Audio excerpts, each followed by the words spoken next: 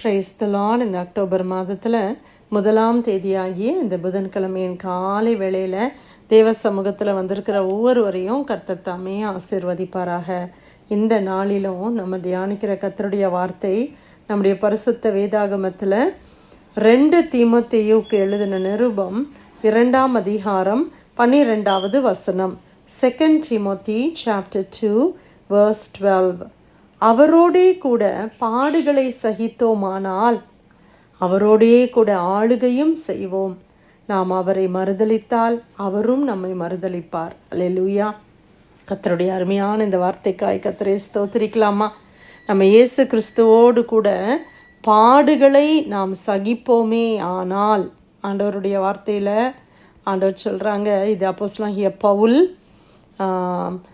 தீமோத்தேயுவுக்கு அவர் நிருபமாக எழுதுகிற ஒரு நிருபத்தில் நம்ம வாசிக்கிறோம். அவர் சொல்லுகிறார், அவரோடே கூட பாடுகளை நாம் சகிக்க நம்ம ஆயத்தமாக இருந்தால் அவரோடு கூட நம்மளால் என்ன செய்ய முடியுமா? ஆளுகையும் செய்வோம்.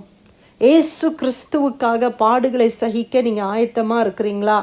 ஏசு கிறிஸ்துவோடு சரி, ஆண்டவருக்காக பாடுகளை அனுபவிக்கிறது அப்படின்றது ஒன்று. ஆனால் இயேசுவே நமக்காக பாடுகளை அனுபவித்தார் அல்லவா?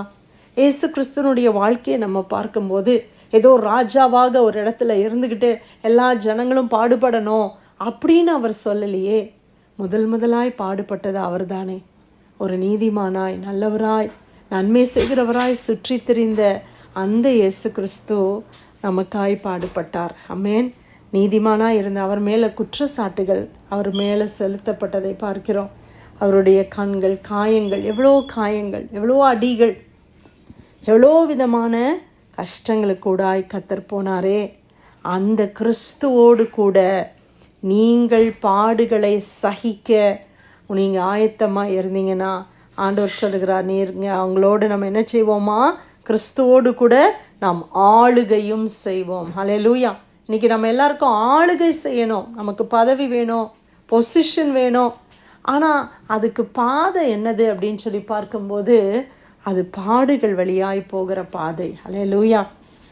ஆமென். Praise the Lord. ஆண்டவருடைய சிரசில் என்ன வச்சாங்க? முள்முடியை வைத்தார்கள்.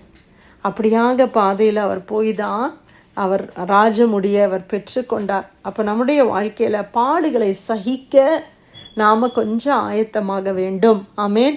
அக்டோபர் மாதத்தின் முதல் நாளில் என்ன ஆண்டவர் இப்படி பேசுகிறாங்க அப்படின்னு நம்ம யோசிக்கலாம். ஆனால் கிறிஸ்தவ வாழ்க்கையிலேயே பார்த்திங்களா, அநேக பாடுகள் நிறைந்த வாழ்க்கையாய் காணப்படுகிறது. இயேசு கிறிஸ்து என்ன சொன்னாங்க? ஒருவன் என்னை பின்பற்றி வர விரும்பினால் அவன் என்ன செய்யணும்? தன்னைத்தானே வெறுக்கணும், அப்புறம் தன் சிலுவையை அவன் சுமந்து எனக்கு பின்னால் வரணும். இப்போ கிறிஸ்துவுக்காய் நிற்கிற பிள்ளைகளுக்கு நிச்சயமாக கஷ்டங்களும் பாடுகளும் பிரச்சனைகளும் இழப்புகளும் அநேக காரியங்கள் உண்டு. ஆமென். ஆனால் அதை நாம் சகிக்க வேண்டும். Enduring the suffering. We have to endure. இன்றைக்கி நம்மக்கிட்ட இல்லாத ஒரு குணம் இந்த ஜெனரேஷனில் என்னன்னு பார்த்தீங்கன்னா, சகிப்புத்தன்மை இல்லை. அந்த நாட்களில் அநேக காரியங்களை சகித்தார்கள். ஆனால் இன்றைக்கி நம்மளுக்கு பெயினை சகிக்க முடியல, ஒரு சின்ன கஷ்டத்தை சகிக்க முடியல. நம்ம பிள்ளைகளையே நம்ம பார்த்தோன்னா ஒரு சின்ன டிஸ்கம்ஃபர்ட்டை என்ன செய்ய முடியாது, அவங்களால சகிக்க முடியாது. ஆனால் ஆண்டவர் நம்மளை சகிக்கும்படி நம்மளை அழைக்கிறார். பாடுகளை சகிக்க. ஒருவேளை நம்மளுடைய வேலை ஸ்தலத்தில் இருக்கலாம், குடும்பத்தில் இருக்கலாம், நம்ம இருக்கிற தேசத்தில் இருக்கலாம், நம்முடைய சரீரத்தில் ஒரு சில பாடுகளாக இருக்கலாம். அதை நாம் சகித்தோமே ஆனால், கர்த்தருக்காக நம்ம சகித்தோமே ஆனால் ஆண்டவரோடு கூட நாம் ஆளுகை செய்வோம். அப்போஸ்தலனாகிய பவுல் இந்த இடத்துல அவர் சொல்கிறாரு, தெரிந்து கொள்ளப்பட்டவர்கள் கிறிஸ்து இயேசுவினால் உண்டான ரட்சிப்பை நித்திய மகிமையோடே பெற்றுக்கொள்ளும்படி சகலத்தையும் அவர்கள் நிமித்தமாக சகிக்கிறேன். இதே அதிகாரம் 10வது வசனம் தான் இந்த வசனம். அவர் சொல்கிறாரு, தெரிந்து கொள்ளப்பட்டவர்கள் கிறிஸ்து இயேசுவினால் உண்டான ரட்சிப்பை நித்திய மகிமையோடே பெற்றுக்கொள்ளும்படி சகலத்தையும் அவர்கள் நிமித்தம் நான் சகிக்கிறேன்.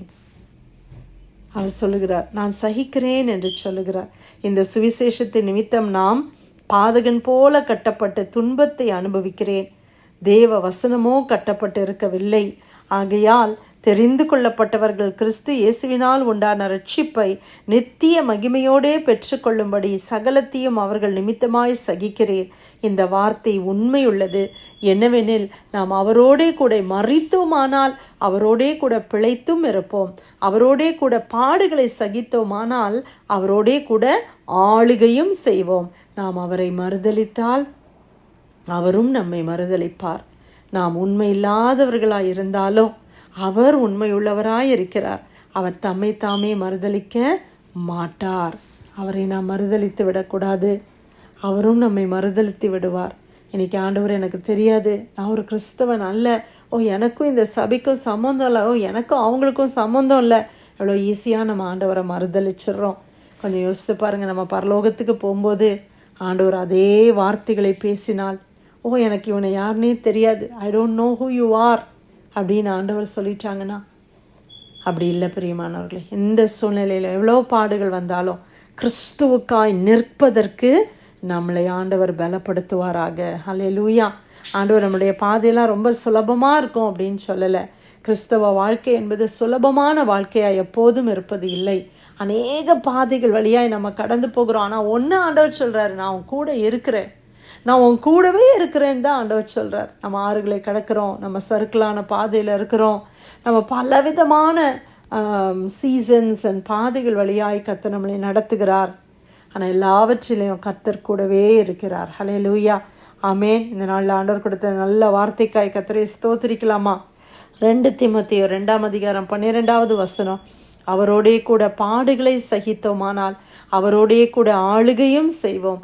நாம் அவரை மறுதலித்தால் அவரும் நம்மை மறுதலிப்பார். கர்த்தர் கொடுத்த வசனத்துக்காய் நன்றி செலுத்தி பிரேயர்லைன் வந்திருக்கிற யாராவது நம்ம ஜெபிக்கலாமா?